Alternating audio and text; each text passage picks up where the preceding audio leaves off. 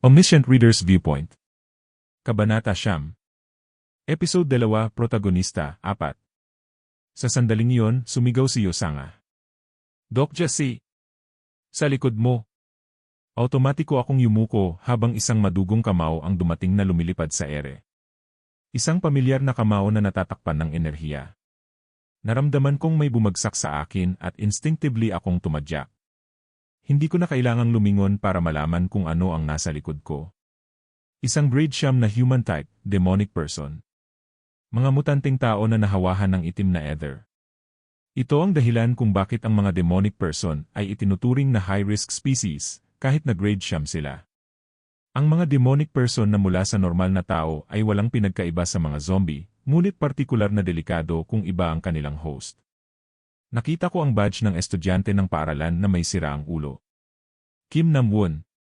Ang lalaking sumabog ang ulo ilang minuto lang ang nakalipas ay ngayon tinutungo ako bilang isang demonic person. Ang mga vocal cords ni Kim Nam-won na sumabog ay nasa kakaibang anyo. Kuyu. Ang eksklusibong kasanayan, Omniscient Reader's Viewpoint isa ay na-activate. Walang kamalayan ang taong ito. Ang kasanayang Omniscient Reader's Viewpoint ay kakanselahin. Yay, gaya ng inaasahan. Tuwak! Ang hita ko ay nasugatan ng mga humabang itim na kuko ni Kim Nam-won. Ang sakit na parang paso ay kumalat sa aking binti. Ang balat na hindi nasugatan ng kutsilyo ay ngayon napunit ng mga kuko. Ito ang pangunahing dahilan kung bakit mapanganib ang mga demonic person. Ang mga demonic person ay naging ilang beses na mas malakas kaysa noong tao pa sila. Yosanga si, kaagad di. Naramdaman ko ang isang bagay habang nagsasalita ako. Kahit hindi tumingin, alam ko na kung ano ang nangyayari. Pakawalan mo ako. Pakawalan mo. Doc Jesse. Doc Jesse.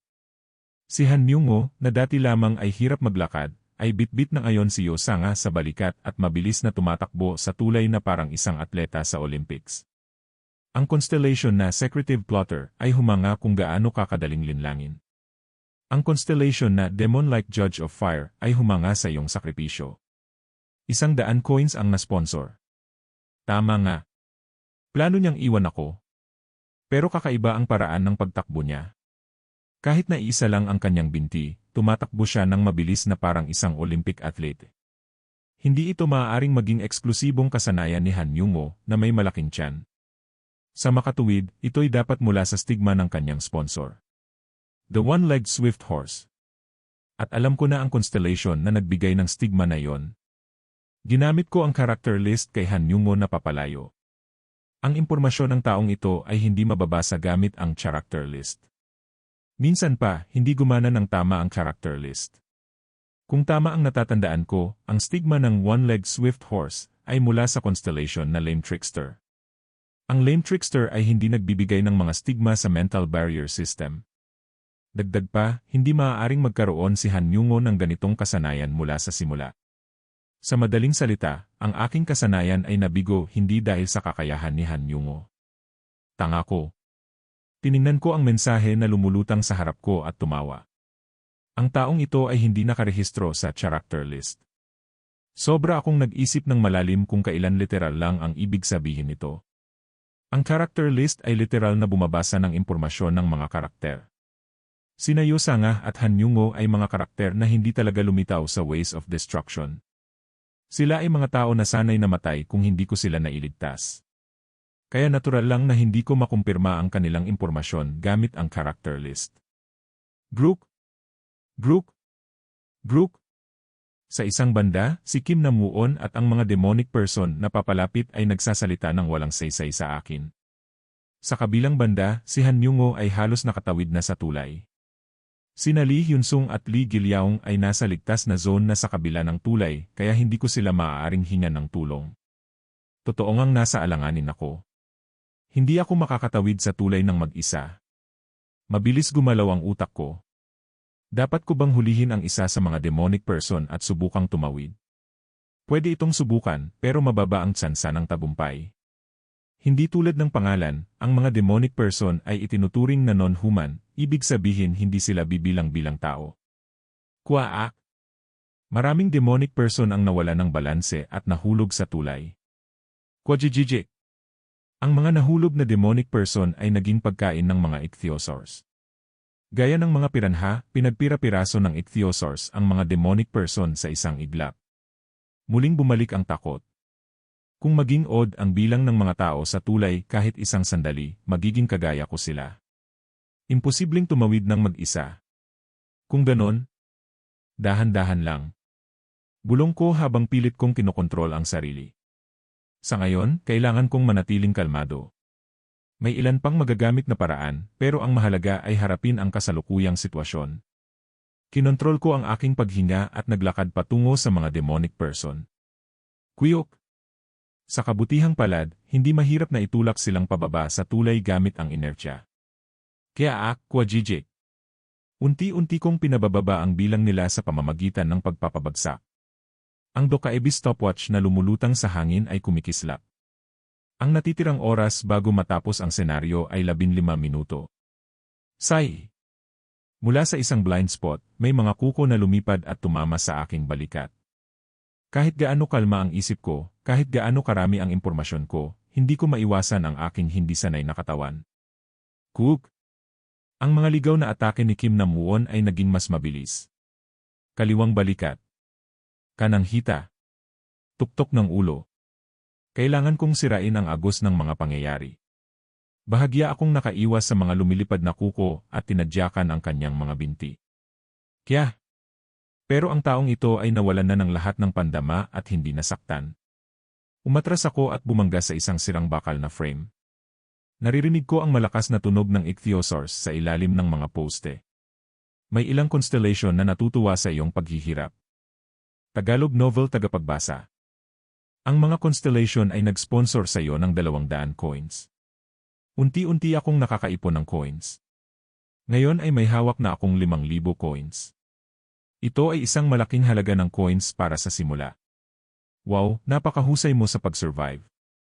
Ngayon, may tutulong bang constellation sa kaawa-awang kaibigan na ito?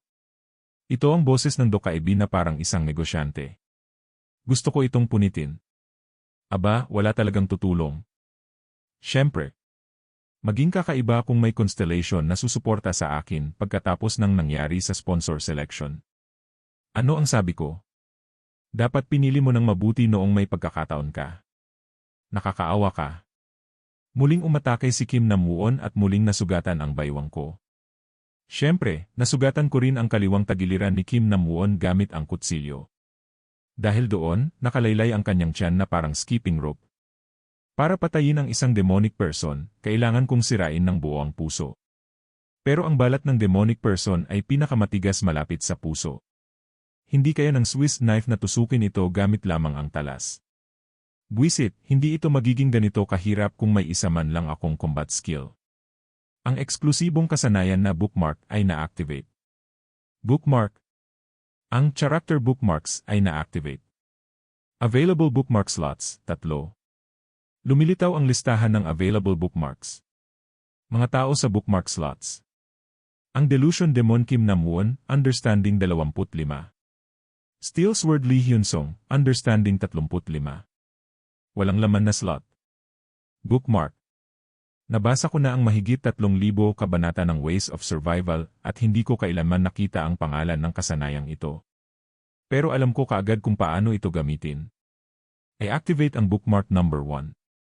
May naramdaman akong parang mga pahinang nagliliparan sa aking isip. Mga eksena ito ni Kim Nam-won sa Ways of Destruction. Hahaha. Ang lakas ko. Mamatay. Mamatay. Mamatay. Ang bagong mundo ay nangangailangan ng mga bagong batas.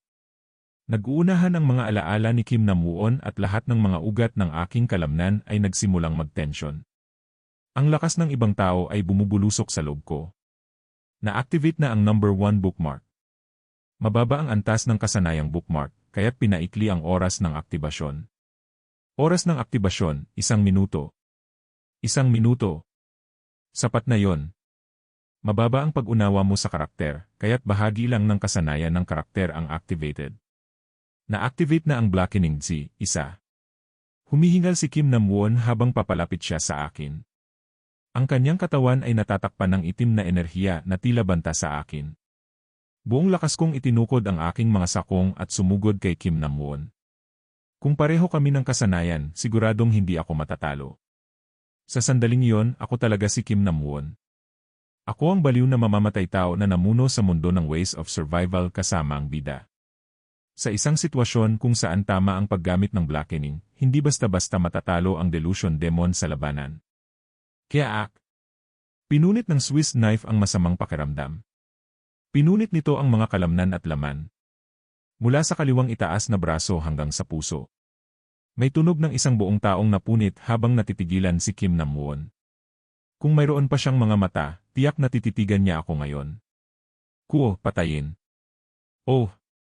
Lil Rai. Ang binata na nadismaya sa mundo at nagnanais na makaalis dito. Kung hindi nagsimula ang ways of survival, maaaring nakapag-aral siya sa universidad pagkatapos kumuha ng KSAT at natamasa ang buhay sa kampus. Ayokong mamatay di. Pinanood ko si Kim Nam-won habang bumabagsak siya sa tulay ng hindi nagpaalam. Kahit isa siyang kinapupuotang tao, hindi ko maiwasang makaramdam ng kakaibang emosyon.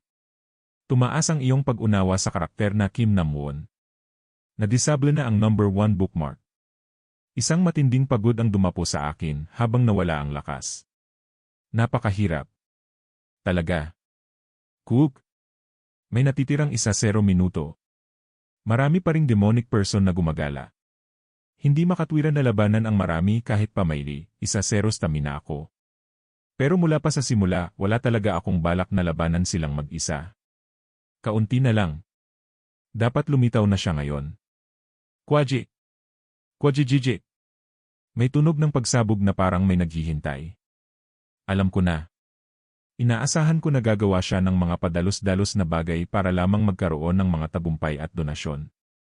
Kwajiji. Crunch. Tiyak na tunog ito ng katawan ng isang tao na bumabangga sa isa pang katawan, pero parang tunog ng isang mace na dinudurog ang laman. Sa katunayan, nakalikom na ako ng ganitong karaming coins at inisip na karapat-dapat na hamunin ang bida. Pero ngayon napagtanto ko kung gaano ako nagkamali.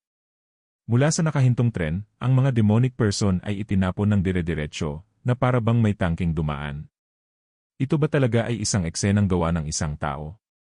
Kaya napansin ng mga demonic person na walang ulo na may kakaibang nangyayari at nagsimulang mag-ikot. Ngunit huli na ito. Kwajiji. Sinira ng lalaki ang lahat ng demonic person na nagbabanta sa akin at lumitaw sa harap ko. Isang napakalaking puwersa na walang kahit anong sandata. Pinupuksan niya ang mga demonic person gamit lamang ang kanyang dalawang kamao. Inihanda ko na ang aking isipan pero tumutulo pa rin ang pawis ko sa likod. Ang labanan ng taong ito.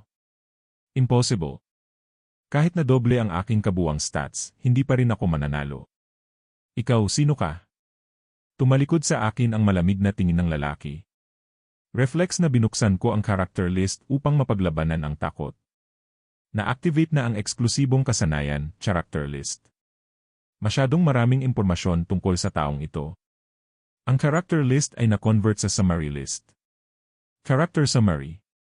Pangalan, Yoo Jong-hyuk. Katangian, Regressor, 3 Return, Ready, Pro Gamer, Rare. Eksklusibong kasanayan, Sage's IS Liu, 8, Hand-to-Hand Combat Li, 8, Weapons Training T, 8, Mental Barrier Li, 5, Crowd Control Li, 5, Reasoning T, 5, Lead Detection Li, 4. Patuloy ang listahan ng eksklusibong kasanayan. Bago ko pa matapos ang listahan, isang magaspang na kamay ang lumitaw at hinawakan ang aking leg. Ikaw, paano ka nabubuhay? Ang unang paraan upang mabuhay sa isang wasak na mundo. Ang nagpatunay ng pamamaraang iyon ay narito mismo sa harap ko. Si Regressor Yoo Jong-hyuk. Ang malaking trahedya ng mundong ito ay nagsimula sa taong ito.